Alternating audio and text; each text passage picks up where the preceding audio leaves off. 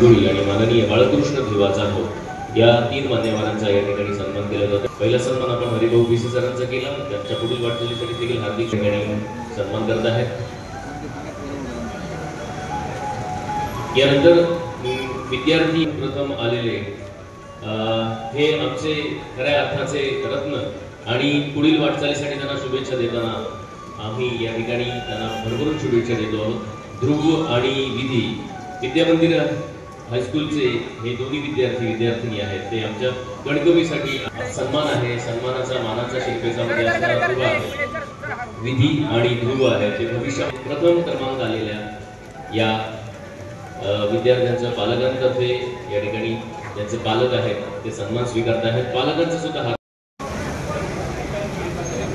चला मान्यवरांना विनंती करतो की आपण तुमचा सन्मान झाला याचा अर्थ तुम्ही घरी जायला पाहिजे अशा अन्य स्वरूपामध्ये त्यांना प्रातिनिधिक स्वरूपामध्ये या ठिकाणी धान्याचं वाटप केलं जातंय, बी बियाणांचं वाटप केलं जातंय। म्हणजेच आमच्या शेतकऱ्यांसाठी ही एक चांगली पर्वणी आहे आणि त्यांना पुढील वाटचालीसाठी भविष्यामध्ये चांगलं पीक येऊ दे आणि या शेतामधून बळीराजा हा संपन्न होऊ दे अशा आशयाचं या शुभेच्छा दिल्या जातात। एका मागोमाग एक शेतकरी त्यांचा सन्मान सन्मानित केला जाणार आहे। इथे कोणी गर्दी करू नका, आयोजकांना विनंती आहे धीरज एका मागोमाग एक सगळ्यांना या ठिकाणी पाठवावं। आमचे सगळे ज्येष्ठ शेतकरी आहेत, ते वयस्क आहेत, त्यांचा दांडगा आहे, पण तरी सुद्धा या ठिकाणी मान्यवरांना कोणतीही गर्दी होऊ नये आणि आपल्या सगळ्यांना प्रत्येकाला त्यांना कौतुक करता यावं म्हणून तुम्ही एका मागोमाग एक या सन्मान स्वीकारावा अशी विनंती करतो।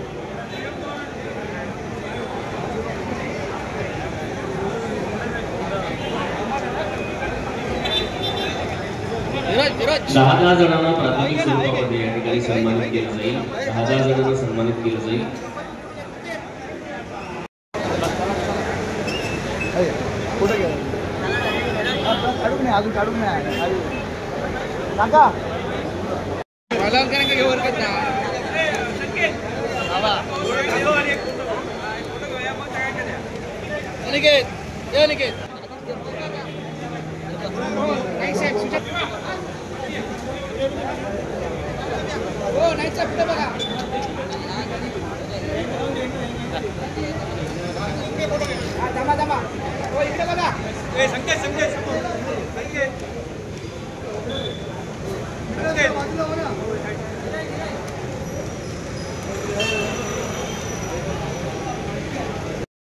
चौतीसव्या स्मृतिदिनानिमित्त या ठिकाणी उपस्थित असणारे आमचे सन्माननीय विनायकजी राऊत साहेब, सन्माननीय वैभवजी नाईक साहेब, सन्माननीय अरुणभाई दुधवडकर, सन्माननीय संदेश पारकर, सन्माननीय सतीश सावंत साहेब, सन्माननीय ऐशाद शेख भाई, सन्माननीय अमित सामंत, सन्माननीय प्रसाद रेगे, सन्माननीय नीलमताई सावंत आणि सर्व उपस्थित शेतकरी, आज सन्माननीय शेतकरी पण इथे उपस्थित आहेत, तसेच विद्यार्थी वर्ग सुद्धा उपस्थित आहेत। त्यांचं प्रथमतः सर्वांचं स्वागत करतो। तसेच श्रीधर नाईक प्रेमी असतील आणि आमच्या कुटुंबातील जवळच्या सर्वच मंडळी असतील त्यांचंही मी प्रथम स्वागत करतो। खरं म्हणजे गेली 34 वर्ष हा कार्यक्रम आम्ही वेगवेगळ्या उपक्रमांनी राबवतो। दरवर्षी आम्ही सांगतो की बरेच कार्यक्रम म्हणजे मॅरेथॉन स्पर्धा असतील, विद्यार्थ्यांना प्रोत्साहन देणारी मॅरेथॉन स्पर्धा असतील, निबंध चित्रकला स्पर्धा असतील, विद्यार्थ्यांचा 10वी 12वीच्या विद्यार्थ्यांचा अभिमानगौरव असेल आणि अनेक असे कार्यक्रम आम्ही विद्यार्थ्यांसाठी राबवतो। तसेच शेतकऱ्यांसाठी यावर्षी आम्ही एक कार्यक्रम राबवलेला आहे, तसेच महिला बचत गटांसाठी आम्ही प्रोत्साहन देण्यासाठी कार्यक्रम राबवलेला आहे। त्यानंतर शाळेसाठी देणगी असेल आणि ई क्लास करायचा असेल त्यासाठी सुद्धा आमचे प्रयत्न चालू असतात। म्हणजे अशा विविध सामाजिक कार्याने हा 34 वर्ष हा कार्यक्रम आम्ही खरं म्हणजे साजरा करतो आहे।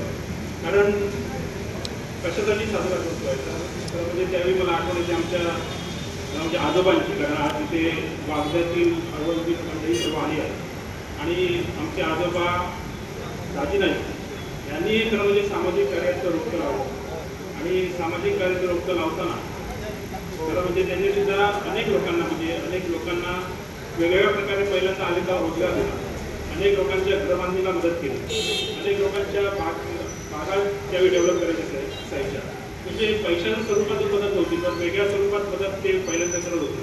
त्यानंतर त्यांनी इथल्या मराठा मंडळाची सुद्धा जागा घेण्यामध्ये त्यांचा मोलाचा वाटा त्या ठिकाणी आहे आणि होता. आणि त्यामुळे त्यांच्या सामाजिक कार्यातून प्रेरित आमची असेल दुसरी पिढी, म्हणजे आमचे काका असतील, विजयराव नाईक असतील, आता मुरलीधर नाईक असतील आणि आमचे वडील असतील, त्यांच्या प्रेरणेतून वेगळ्या सामाजिक कार्यक्रम कल्पनेमध्ये करत आहे.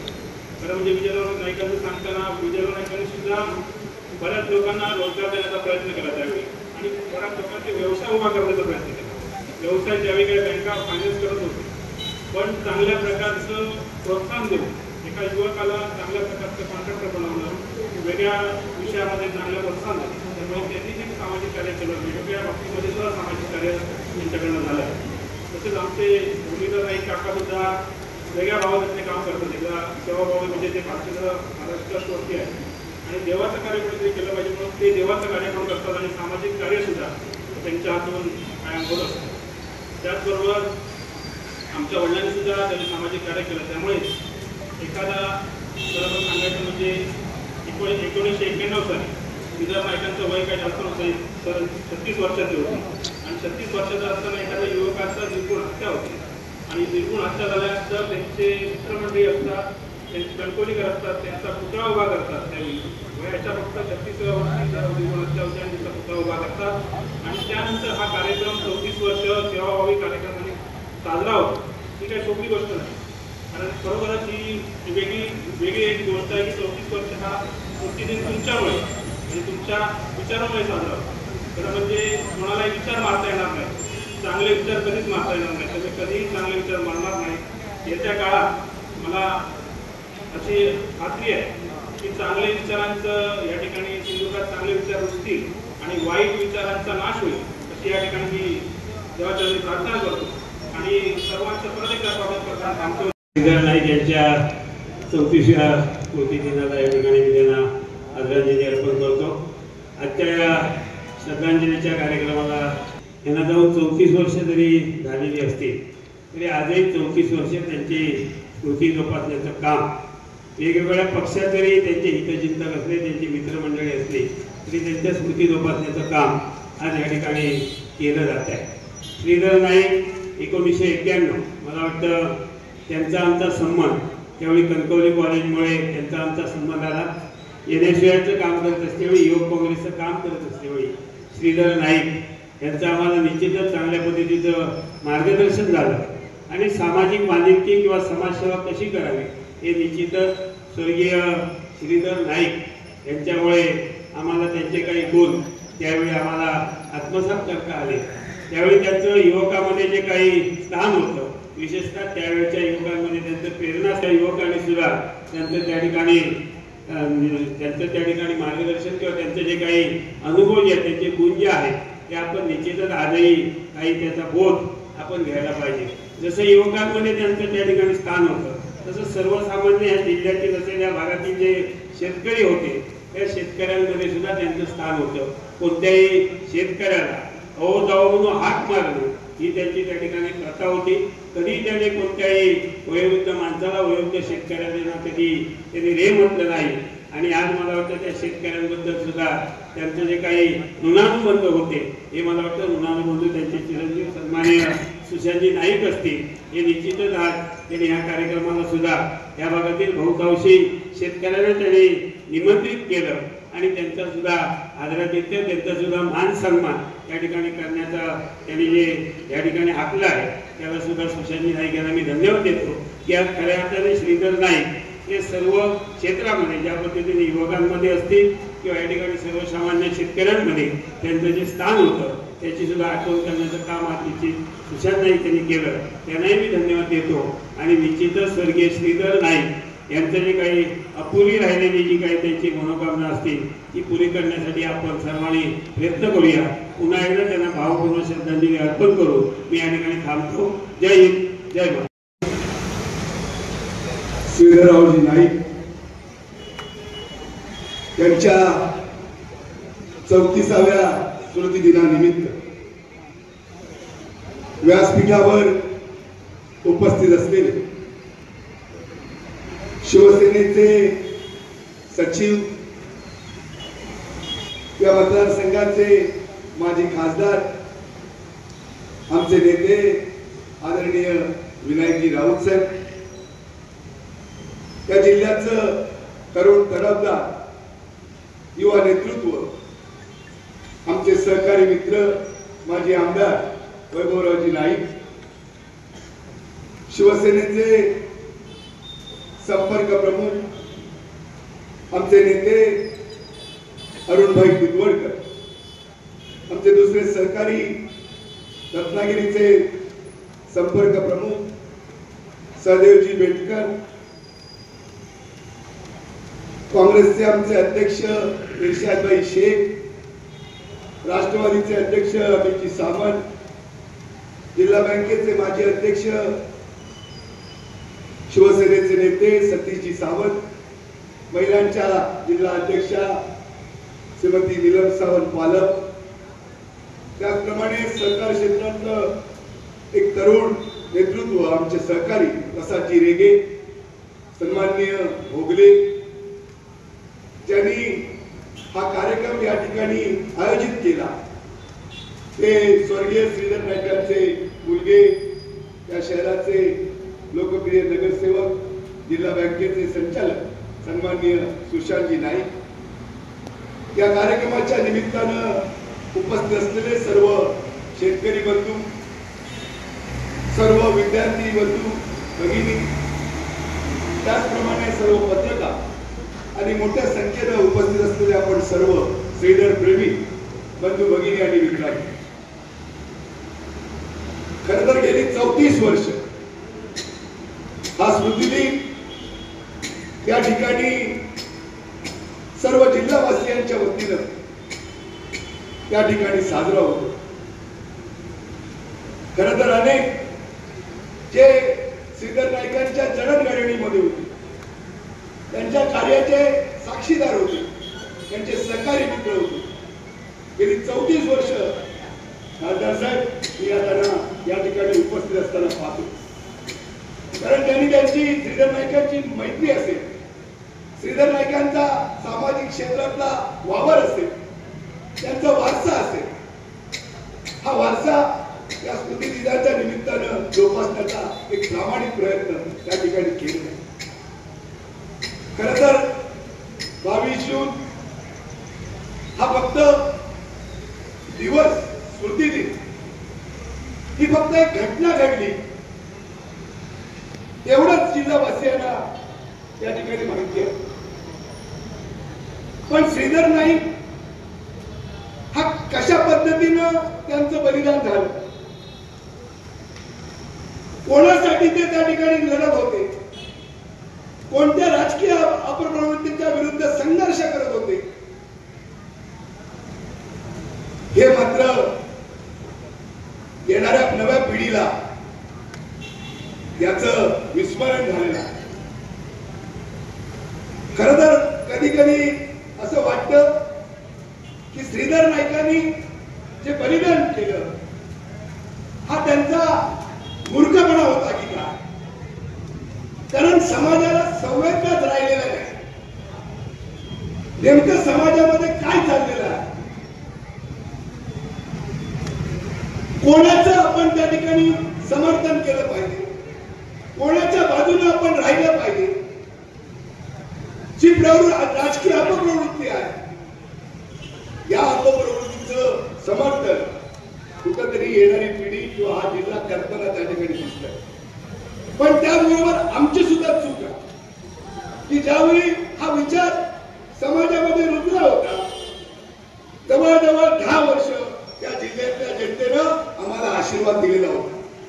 ही प्रवृत्ती नष्ट करून सेवा व्हावी किंवा लोकांपूर्वी किंवा अन्यायाविरुद्ध लढणारा एक नेतृत्व लोकांनी आपल्या हातामध्ये दिलेलं होतं.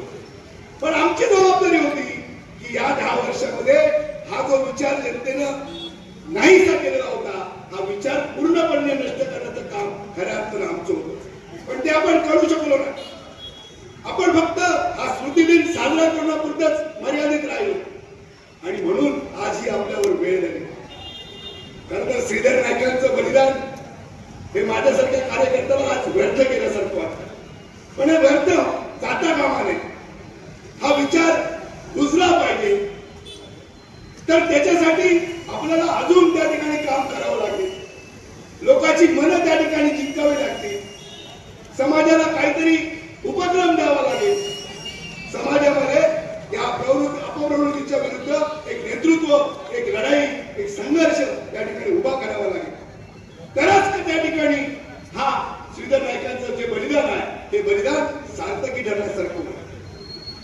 आज खरं तर वैभवजी नाईक असतील, सुशांतजी नाईक असतील, मुरलीधर नाईक असतील किंवा नाईक परिवार असतील, या सगळ्यांना मी या ठिकाणी धन्यवाद देतो. आणि माझं 34 वर्षामध्ये सुद्धा मी या व्यासपीठावरून सांगितलं की हे श्रीधर नाईकांची हत्या किंवा हे दुःख हे नाईक कुटुंबियाचं राहता नाही, हे समाजाचं दुःख राहिलं पाहिजे, ही भूमिका महत्वाची आहे. अनेक वर्ष हा कार्यक्रम स्मृतिदिन साजरा करत असताना शेतकरी असतील, विद्यार्थी असतील, रक्तदानासारखं शिबिर असेल, अनेक विविध उपक्रम सुशांत नाईक, वैभव नाईक या ठिकाणी या शहरामध्ये राबवत आहे. त्याच्या मागचा हेतू आहे की खरं तर ज्यावेळी ही हत्या झाली त्यावेळी त्या नाईक कुटुंबियावर जो आघात झाला, ज्या पद्धतीने त्या कुटुंबाचं नुकसान झालं, खरं तर त्या कुटुंब हे त्या ठिकाणी या सगळ्या प्रसंगाचा आज सावरलेला. त्यांनी नेतृत्व निर्माण, लोकांनी आशीर्वाद दिले, लोकांनी नेतृत्व त्यांचं निर्माण केलेला. पण आज या जिल्ह्यामधल्या या सगळ्या गोष्टीसाठी, सर्वांगीण विकास असेल, सगळे प्रश्न असतील, या सगळ्यासाठी त्या ठिकाणी आपल्याला ही लढाई लढावी लागेल. कुठेतरी या राजकीय अपप्रवृत्तीला संपवावं लागेल आणि कुठेतरी एक चांगला, एक सुसंस्कृत जिल्हा, ज्याच्यामध्ये श्रीधर नाईकांची हत्या या जिल्ह्यातली पहिली राजकीय हत्या होती. वैचारिक भांडण किंवा भूमिका वेगवेगळी असू शकते, नेतृत्व वेगवेगळं असू शकतं, पण त्याला त्या ठिकाणी संपवलं पाहिजे, त्याला त्या ठिकाणी ठार मारलं पाहिजे. ही जी प्रवृत्ती आहे ती प्रवृत्ती चुकीची आहे. आणि म्हणून माणसं मारून त्या ठिकाणी विचार संपणार नाही. विचार हा समाजामध्ये रुजला जातो. माणसं अनेक येतील, अनेक संघर्ष करतील, अनेक त्या ठिकाणी मारली जातील, पण त्यांनी जो रुजवलेला जो जनतेतला जो विचार आहे, हा विचार मात्र त्या ठिकाणी तितक्याच ताकदीनं उभं राहील. आणि म्हणून मी जास्त वेळ न घेता श्रीधर नाईकांना, स्वर्गीय श्रीधर नाईकांना आपल्या सर्वांच्या वतीनं, जिल्हावासियांच्या वतीनं या ठिकाणी आदरांजली वाहतो आणि त्यांच्याच विचारावर या पुढच्या काळामध्ये आपण मार्गदर्शन किंवा त्यांची प्रेरणा घेऊ, पुढच्या काळामध्ये आपण वाटचाल करू आणि त्याला पुन्हा एकदा आदरांजली वाहून थांबतो. जय हिंद, जय. श्रीधरराव नाईक यांच्या 34व्या स्मृतिदिनानिमित्त आयोजित केलेल्या श्रीधरराव नाईक प्रेमी मित्रमंडळातर्फे आयोजित केलेल्या कार्यक्रमास उपस्थित होते माजी खासदार आणि शिवसेनेचे नेते विनायक राऊत साहेब, या नगरीचे माजी नगराध्यक्ष संदेशजी पारकर, सत्यजी सावंत, अरुणभाई निगोडकर, राष्ट्रवादी काँग्रेसचे जिल्हाध्यक्ष अमितजी सामंत, राष्ट्रीय काँग्रेसचे जिल्हाध्यक्ष इर्शादभाई शेख, श्रीधरराव नाईक यांच्यावर काम केलेले राष्ट्रवादी काँग्रेसचे माजी जिल्हाध्यक्ष प्रसादजी रेगे, नीलमताई सावंत, या ठिकाणी उपस्थित अरुण भोगले, या नगरीचे माजी नगरसेवक. 34 वर्षापूर्वी सिंधुदुर्ग जिल्हा नुकताच स्थापन झाला होता आणि या स्थापन झालेल्या जिल्ह्यामध्ये अनेक ज्येष्ठ नेते नेतृत्व करत होते. परंतु श्रीधर नाईकांनी वयाच्या 30व्या वर्षी या जिल्ह्याचे नेतृत्व करण्यास सुरुवात केली आणि 5 वर्षामध्ये अनेक तरुण कार्यकर्ते त्यावेळी घडवले आणि ते त्यानंतर 15-20 वर्ष आजपर्यंत ते या जिल्ह्याचं नेतृत्व करतात हे आपण संपूर्ण सिंधुदुर्गवासियांनी पाहिलेलं आहे. खरं तर त्यावेळेच्या नंतर तरुणांच्या हाती या जिल्ह्याचं नेतृत्व पाहिलं पाहिजे म्हणून स्वप्न श्रीधरराव यांनी घेतलं होतं. दुर्दैवाने त्यांची राजकीय हत्या झाली. या हत्येमध्ये कोण होते ते नंतर लोकांनी कसं सगळ्यांना इतिहास आहे. परंतु श्रीधरराव नाईकांनी एवढ्यासाठी हत्या झाली की हा विचार पुढे आपण पुढे गेलो तर हे प्रवृत्ती आहे, वाईट प्रवृत्ती आहे, या जिल्ह्यामध्ये थांबणार नाही आणि त्यानंतर या जिल्ह्याचं स्वरूप बदललं गेलं. आज आपण बघतोय की या जिल्ह्यामध्ये आज सुद्धा तरुण लोक नेतृत्व करतायत, परंतु 30-40 वर्षापूर्वी सुद्धा अनेक तरुण मंडळी या ठिकाणी आहेत आणि त्यावेळी नेतृत्व करताना म्हणजे ठेकेदारी, कामाची ठेकेदारी म्हणजे नेतृत्व नव्हतं. तर आपल्या प्रपंचामधनं, आपल्या व्यवसायामधनं जी काही आपल्याला तुटपुंजी मदत मिळेल, जी काही तुटपुंजी आपण कमावू, त्यातलं समाजाला देणं लागतं या भावनेचं काम करण्याचं काम, सामाजिक काम त्यावेळी सुरू झालं होतं. आणि या सामाजिक कामात छोटी कामं असायची. एखादा लाईट मीटर नसेल तर लाईट मीटर बसून द्यायचा, एखाद्याला एसटी नसेल तर त्या ठिकाणी सोडायचं.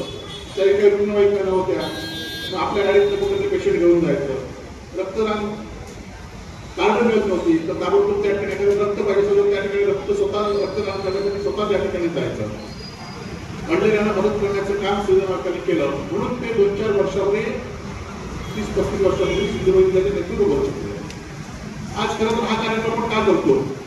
आज गुणवंत विद्यार्थी सत्कार या ठिकाणी केलाय, शेतकऱ्यांचा कार्यक्रम या ठिकाणी केलाय आणि सिद्धनायकांच्या विचाराची आज तरी उपस्थित असलेले लोक आणि जिल्ह्यातले वृत्तपत्र चॅनलच्या माध्यमातून महाराष्ट्रीय लोकांना एवढंच कळलं पाहिजे की सिद्धनायकांसारखे कार्यकर्ते आज सुद्धा घडले पाहिजेत, अशी अपेक्षा या सगळ्यांची आहे. की सिद्धनायकांसारखं नुसतं राजकारण नाही तर समाजकारणाचा कार्यकर्ता घडला पाहिजे, तरुण कार्यकर्ता घडला पाहिजे. सिद्धनायकांनी जे काम 24 वर्षापूर्वी केलंय ते आज हळूहळू लोकांना समजणार नाही किंवा हळूहळू आज अनेक मंडळी सिद्धनायकांनी त्यांच्या विचाराने बदलली. हा इतिहास असेल. संदेश पात्र म्हणाले की उद्दिष्ट म्हणून, परंतु संदेश पात्र उद्दिष्ट म्हणून चालणार नाही. तर ज्या ज्या वेळी आपल्याला विचार करायचा असेल तर आपल्याला जी सोसावीच लागेल आणि त्यामुळे आपण जर जिंकलो तरच समाजाला चांगला विचार मिळू शकतो. म्हणून आपल्याला काय तोटा झाला आहे, आपल्याला काय अन्याय झाला हे खरं तर आपल्या कार्यकर्त्यांनी आपल्या कार्यकर्ते सांगता म्हणे तर लोकांना, नवीन लोकांना या ठिकाणी कसे चांगले कार्यकर्ते घडतील यासाठी प्रयत्न केले पाहिजे. म्हणूनच सिद्धनायकांच्या हत्या झाल्यानंतर सुद्धा आम्ही परिवार सुद्धा या राजकारणापासून समाजापासून बाजूला गेलो असतो, परंतु त्यांचा विचार पुढे टिकला नसता. म्हणून आपल्यावर सुद्धा अन्याय झाला. आज अनेक लोक असे आहेत की जे सिद्धनायकांवर काम करणारे आज ते समोरच्या व्यक्तीवर फिरत आहेत. आज अनेक लोक आमच्यावर असतात, दुसऱ्या दिवशी असतात. आज निष्ठा आज असते, उद्या नसते. परंतु त्यासाठी न बघता जे समाजात चांगलं देण्याचं काम असेल ते आपण केलं पाहिजे, ही भावना आपण प्रत्येकाने ठेवली पाहिजे. आज राजकारणामध्ये सत्य होत असतात, जय पराजय होत असतात, परंतु समाज चांगला घडवण्याचं काम जे आपल्याकडनं सुरू होईल, मग छोटं असेल मोठं असेल याचा विचार न करता समाज सुधारण्याचं काम, समाजामध्ये चांगल्या व्यक्ती या समाजामध्ये राजकारणामध्ये सामाजिक कामामध्ये असल्या पाहिजे, म्हणून हे काम केलं पाहिजे. मला आठवतं की सिद्धनायकांनी पहिल्यांदाच आज क्रिकेट सारखा प्रसिद्ध फुटबॉल सारखं सुद्धा नवीन खेळाडूंना संधी देण्याचं काम त्यावेळी केलं. जे खेळाडू काय माहितीच नव्हतं अशा खेळाडूंना सुद्धा ते एक जास्त देण्याचं काम केलं. रोटरी क्लबच्या माध्यमातून एक समाजामध्ये समाजसेवा करण्याचं काम त्यांनी या ठिकाणी केलं. मराठा मंडळमध्ये सारख्या मराठा सगळ्या संस्थेमध्ये मराठा समाजाला एकत्र करण्याचं काम केलं आणि त्यामुळे असं एकत्र करण्याचं काम तुम्हाला आम्हाला सुद्धा सर्वांना केलं पाहिजे. 34 वर्षामध्ये सिद्धनायकांचा इतिहास किंवा सिद्धनायकांचे विचार आज आपण संपवत का, तर ते विचार देण्यासाठीच हा कार्यक्रम या ठिकाणी असतो आणि हे विचार आपण या ठिकाणी देऊया. चांगला समाज घडवण्याचं काम या ठिकाणी बोलूया. पुन्हा एकदा ज्या विद्यार्थी गुणवंत झाले त्या विद्यार्थ्यांची आज सुरुवात झालेली आहे. कारण गुणवंत विद्यार्थ्यांचे 10वी-12वीचे सत्कार आपण गेले अनेक वर्ष या ठिकाणी करतो. तर आज तुमच्या जीवनामध्ये एक स्पर्धात्मक सुरुवात झालेली आहे. आज तुम्हाला पुढे यशस्वी व्हायचं असेल तर आज तुम्हाला कष्ट या ठिकाणी केले पाहिजे, ते तुम्ही निश्चित या ठिकाणी कराल आणि त्याला जे सहकार्य लागेल ते सिद्धनायक प्रेमी या ठिकाणी करतील. आणि हा सिद्धनायकांनी सुरू केलेला, विजय नायकांनी सुरू केलेला अखंड वारसा आमच्या नाईक परिवार होते, यापुढे सुद्धा सुरू राहील. आपण या कार्यक्रमासाठी न चुकता या ठिकाणी अनेक लोक न चुकता या दिवशी या ठिकाणी येतात. काही लोक येऊ शकत नाही म्हणून त्यांची पण या दिवशी सिद्धनायकांना आदरांजली दिली असते आणि आपण सर्वजण उपस्थित राहिला त्यामध्ये आपण मनापासून नाही केलं होते आभार व्यक्त करतो आणि थांबतो. जय हिंद. जन्म घेऊन खऱ्या अर्थाने सिंधुदुर्ग जिल्ह्याचं नाव हे उज्ज्वल केलं होतं. आज दुर्दैवाने ते जर राहिले नाही तरी त्यांच्या पोटी जन्म घेतलेले आमचे सुशांत नाईक, संकेत नाईक आणि सर्वच नाईक कुटुंबीय आज सुद्धा या जिल्ह्यामध्ये आदर्श समाजसेवेची वहिवाट सुरू करण्याची रुजवात श्रीधर नाईक, स्वर्गीय विजयराव नाईक या कुटुंबियाच्या माध्यमातून झाली. श्रीधर नाईक यांचा तसा माझा संबंध नाही, परंतु ज्या वेळेला त्यांची हत्या झाली त्यावेळेला म्हणजे मी मुंबईलाच होतो त्यावेळेला, पण त्यावेळेपासून ते आतापर्यंत मी जे अनुभवतोय, जे अभ्यासतोय आणि त्यांच्याबद्दल जे ऐकतोय तर खरंच एक विचारी सुसंस्कृत असं युवा नेतृत्व खऱ्या अर्थाने परमेश्वराच्याच कृपेने ते निर्माण झालं होतं, परंतु विकृत दानवी वृत्तीने त्यांचं आयुष्य अर्ध्यावर उकळून टाकलं. एखाद्याचं जीवन संपवणं एका क्षणाचं काम असतं, पण कुटुंब उभं करणं, त्या कुटुंबाला आधार देणं हे किती कठीण काम असतं हे आपल्या सर्वांना माहिती आहे. 34 वर्षापूर्वी ज्या वेळेला श्रीधरराव नाईक यांनी आपल्या समाजसेवेमध्ये पदार्पण केलं, एक विचाराची जोपासना केली, संस्कार जोपासले. त्यावेळेला विचार होते, संस्कार होते, आता अविचारी राजकारण झालं. पण दुर्दैवाने त्यावेळेला सुद्धा 34 वर्षापूर्वी एका विचारी सामाजिक कार्यकर्त्याला एका विखारी वृत्तीने ज्या पद्धतीने त्याच्या आयुष्यातून उठवून टाकलं, किंबहुना लोकांच्या आधार कर्त्याला त्यांनी संपवलं, गोरगरिबांच्या आधार वडला त्यांनी संपवून टाकलं. हे अत्यंत नीच कृत्य ज्या विकारी वृत्तीने केलं त्याचा तर धिक्कार आजही नव्हे भविष्यातच करावाच लागेल. परंतु त्यानंतर सुद्धा सुशांत नाईक यांच्या रूपाने, वैभव नाईक यांच्या रूपाने नाईक कुटुंबातून समाजसेवेचं एक नवीन दालन सुरू झालेलं आहे. ते खऱ्या अर्थाने विजयराव नाईक आणि श्रीधरराव नाईक यांची खऱ्या अर्थाने ती पुण्याई आहे. आज विकाऊ राजकारण खूप आलं, बाजारू राजकारण खूप आलं. अफाट पैसा कमवायचा, बेसुमार पैशाचं वाटप करायचं आणि पैशाच्या जोरावर, संपत्तीच्या जोरावर आधारित आपलं राजकारण करणारी आताची मंडळी आणि 34-50 वर्षापूर्वी त्यावेळेचे आपले सर्वच या जिल्ह्यामध्ये होऊन गेलेले ज्येष्ठ राजकीय नेते, त्यावेळेला त्यांचं राजकारण हे पैशावर आधारित नव्हतं. त्यांचा राजकारण एक सत्तेच्या मस्तीवर आधारित नव्हतं, तर ते विचारावर आणि सामाजिक कार्याच्या प्रेरणेवर आधारित होतं. आज श्रीधरराव नाईक गेल्यानंतर सुद्धा मागची 10 वर्ष मी सातत्याने 11 वर्षे आजच्या या दिवसाला उपस्थित राहण्याचा प्रयत्न करतो. आजही श्रीधर नाईक यांच्यावर प्रेम करणारी मंडळी ही केवळ त्या व्यक्तीवर नव्हे, तर त्यांनी उभं केलेलं त्यांचं व्यक्तिमत्व, त्यांचे संस्कार, त्यांची संस्कृती, त्यांचं कर्तृत्व यावर तुम्ही प्रेम करताय आणि आवर्जून या दिवसाला उभं राहून, उपस्थित राहून त्यांच्या स्मृतीला अभिवादन करताय. यावरूनच श्रीधरराव नाईक यांचं त्यावेळी केलेलं कार्य किती थोर आहे हे समजून येतं. भविष्यामध्ये सुद्धा श्रीधरराव नाईक यांनी जी रुजवात केली होती समाजसेवेची, ती वहिवाट चालू ठेवण्याचं काम सुशांत तुम्ही करत आहात, संकेत तुम्ही करत आहात. तुम्हाला सुद्धा त्यांचे पुण्याई, वाडवडिलांची पुण्याई नक्कीच कारणीभूत ठरेल अशी मला खात्री आहे. पुन्हा एकदा श्रीधरराव नाईक यांच्या स्मृतीस अभिवादन करतो आणि माझे शब्द संपवतो. धन्यवाद. 20 जून आहे आणि श्रीधरराव नाईक यांचा 34वा स्मृती दिन आहे. दरवर्षी आम्ही काही ना काही उपक्रम, सामाजिक असलेले उपक्रम आम्ही दरवर्षी घेत असतो. यावर्षी आम्ही एक वेगळा सन्मान म्हणजे प्रगतिशील शेतकरी जे भात शेती करतात, जे खरोखरच आपल्या शेतात राबतात, अशा माणसांचा, शेतकऱ्यांचा आम्ही शेतकरी सन्मान केलेला आहे. आणि खूप चांगल्या प्रकारे प्रत्येक गावातील म्हणजे कणकवली तालुक्यातील प्रत्येक गावातील माणूस जो आपल्या घरची शेती करतो, शेतीवरती उत्पन्न करतो आणि शेतीवरती खरं म्हणजे दुसऱ्यांचा जो पोशिंदा आहे, अशा शेतकऱ्याचा सन्मान करताना खूप आनंद होतो आहे, खूप अभिमान वाटतो आहे.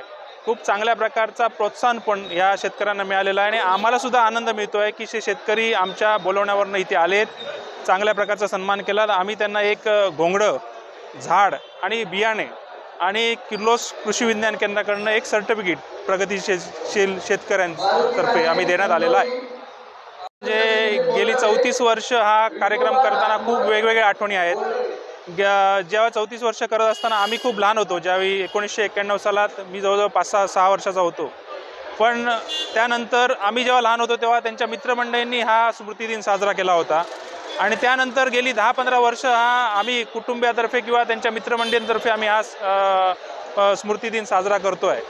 खूप बरं वाटतं की ते 34 वर्षापूर्वीचे नाईक कुटुंबियाचे मित्र असतील, श्रीधर नाईकांचे प्रेमी असतील, या कार्यक्रमाला आवर्जून 34 वर्ष उपस्थित राहतात. त्याबद्दल खूप आनंद वाटतो. त्यांच्याकडनं एक प्रेरणा मिळते. खरं म्हणजे तुम्हाला सांगायचं झालं तर आम्हाला असं वाटतं कधी कधी हे सामाजिक कार्य का करायचं, पण 22 जूनच्या दिवशी आम्ही जेव्हा हा 22 जूनचा उत्साह बघतो लोकांचा, म्हणजे ज्या विचारांचा, खरं म्हणजे हा विचार आहे तो मरता कामा नये कधी, आणि त्या विचाराची जगवण्यासाठी आम्ही हा कार्यक्रम करतो आहे. हा विचार यापुढे सिंधुदुर्गात रुजला पाहिजे, चांगला विचार रुजला पाहिजे आणि वाईट विचारांचा नाश झाला पाहिजे असं या ठिकाणी मी सांगेन. बाबांच्या सहवासात एखादी आठवण? खरं म्हणजे खूप लहान होतो मी, त्यामुळे सहवासातल्या आठवणी खूप लहानपणीच्या आहेत. खरं म्हणजे आमच्याकडे बऱ्याच आठवणी आहेत, पण सांगण्यासारखी तुम्हाला काही आठवणी माझ्या पण लक्षात नाही. कारण मी होतो त्यावेळी दुसरीत आणि त्यामुळे खूप लहान असताना बाबांचं निधन झालेलं आहे. त्यामुळे त्यांच्या फक्त आठवणी राहिलेल्या आहेत. दुसऱ्यांकडनं जे सांगण्यात येतं की बाबा कसे होते, दुसऱ्यांकडनं जे ऐकण्यात मिळतं, कारण बाबांचे जे मित्र आहेत, बाबांचे जे कणकवलीवासियातले मित्र आहेत, ते आवर्जून सांगतात आम्हाला त्यांच्या आठवणी. त्याच आठवणी आमच्यासाठी खूप मोठ्या आहेत.